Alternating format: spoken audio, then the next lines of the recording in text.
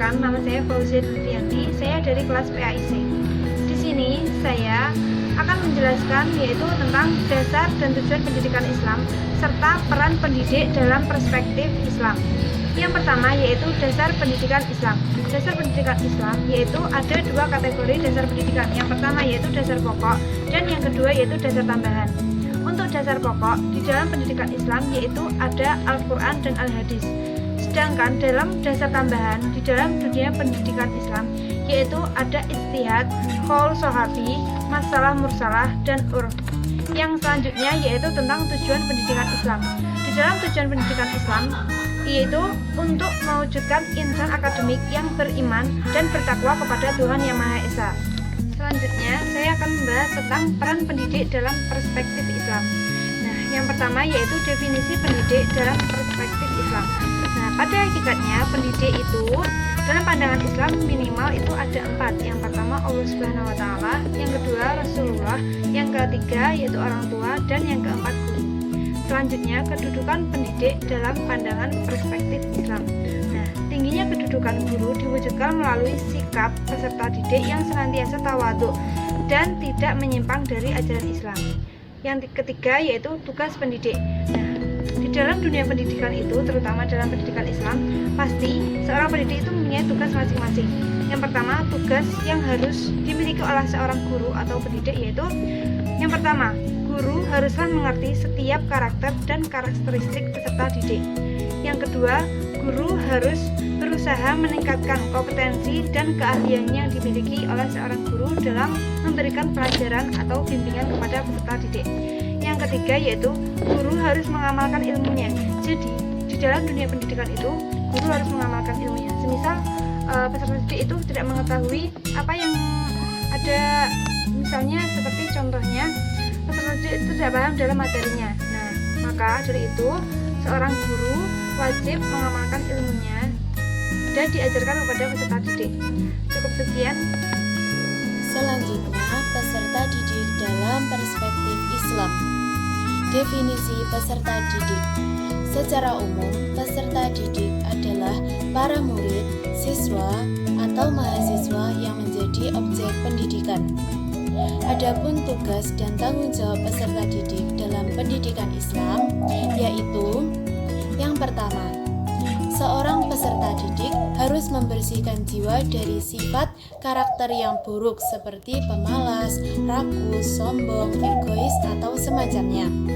Yang kedua, peserta didik harus memusatkan perhatiannya secara penuh ketika ia belajar dan jangan sampai terganggu oleh urusan keduniaan.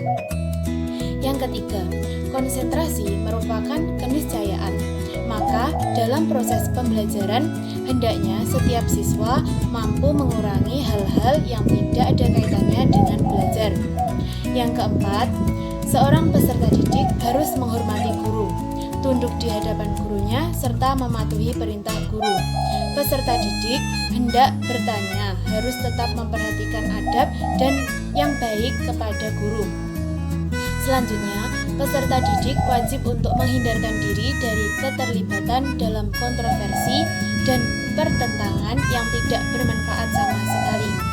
Selanjutnya, peserta didik harus berupaya maksimal mempelajari setiap cabang pengetahuan yang terpuji dan memahami setiap tujuannya. Selanjutnya, peserta didik memastikan kebaikan dari nilai disiplin ilmu yang sedang atau yang akan ditekuni.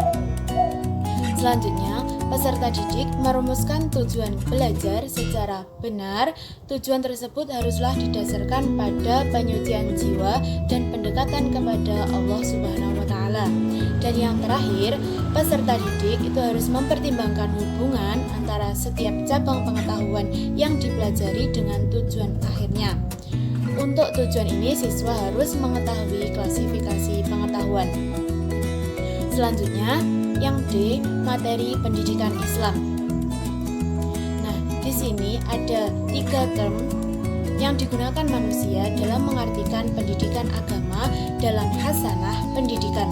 Yang pertama adalah istilah at-tarbiyah. Abdurrahman An-Nahlawi mengemukakan bahwa menurut Kamus Bahasa Arab, lafadz at-tarbiyah berasal dari 3 kata. Yang pertama, roba yarbu yang berarti bertambah. Maka ini dapat dilihat dalam Al-Quran surat Ar-Rum ayat 39. Yang kedua, robiya yarba yang berarti menjadi besar. Yang ketiga, robba yarubbu yang berarti memperbaiki, menguasai urusan, menuntun, menjaga, dan memelihara. Yang kedua, istilah taklim. Dr. Abdul Fattah Jalal mengatakan bahwa istilah taklim lebih luas dibanding tarbiyah, yang sebenarnya berlaku hanya untuk pendidikan anak kecil, yang dimaksudkan sebagai proses persiapan dan pengusahaan pada fase pertama pertumbuhan manusia, atau menurut istilah yang populer disebut dengan fase bayi dan anak-anak. Selanjutnya adalah istilah at-ta'dib. Menurut al-atas, ta'dib adalah pengenalan dan pengakuan secara berangsur-angsur ditanamkan kepada manusia tentang tempat-tempat yang tepat dari segala sesuatu di dalam tatanan penciptaan sedemikian rupa sehingga membimbing ke arah pengenalan dan pengakuan kekuasaan dan keagungan Tuhan di dalam tatanan wujud dan keberadaannya.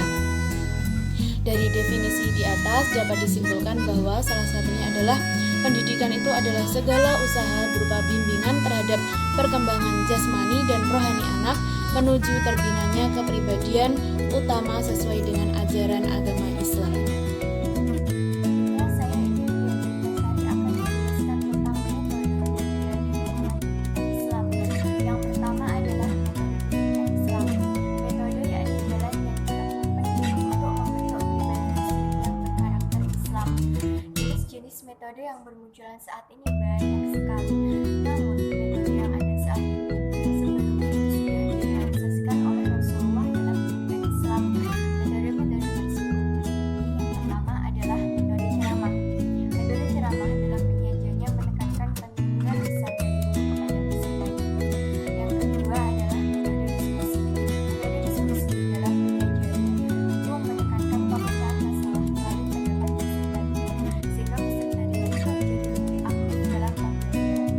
Yang ketiga itu adalah metode tanya jawab. Metode tanya jawab dalam penyajiannya itu menekankan kepada pertanyaan yang harus dijawab baik dari guru kepada peserta didik maupun dari peserta didik kepada guru. Yang selanjutnya adalah metode demonstrasi yang dalam penyajiannya itu menekankan kepada peragaan tentang proses atau pengertian tertentu. Yang kelima itu adalah metode pembiasaan yang menekankan agar peserta didik itu memiliki kebiasaan dalam berpikir, bertindak, dan berperilaku sesuai dengan prinsip Islam. Yang selanjutnya media pendidikan Islam. Media merupakan alat atau sarana dalam pembelajaran.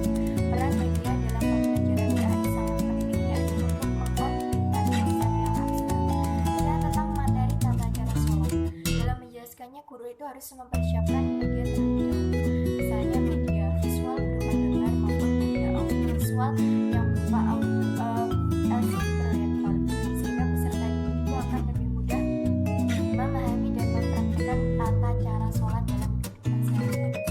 Yang selanjutnya lingkungan pendidikan Islam.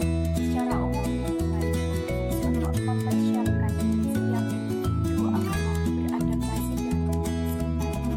Macam-macam lingkungan pendidikan Islam yakni yang pertama keluarga. Keluarga sebagai lembaga pendidikan pertama dan utama yang mempersiapkan anak baik itu bekal ketauhidan maupun karakter yang baik yang sangat berguna bagi kehidupan anak selanjutnya. Yang selanjutnya itu adalah lembaga sekolah. Sekolah sebagai lembaga pendidikan formal yang mendapatkan amanah dari orang tua maupun masyarakat untuk menyelenggarakan pendidikan yang profesional dan sesuai dengan prinsip pendidikan Islam. Yang ketiga adalah masyarakat. Masyarakat juga berperan dalam pendidikan. Peran tersebut diwujudkan yakni melalui dukungan dalam peningkatan kualitas pendidikan Islam. Yang selanjutnya adalah masjid. Sejak zaman Rasulullah, masjid merupakan lembaga pendidikan Islam dan masa saat ini masjid itu tetap menjadi lembaga pendidikan Islam, misalnya saja berwujud lembaga pendidikan non formal yakni TPQ atau tempat pembelajaran Al-Quran.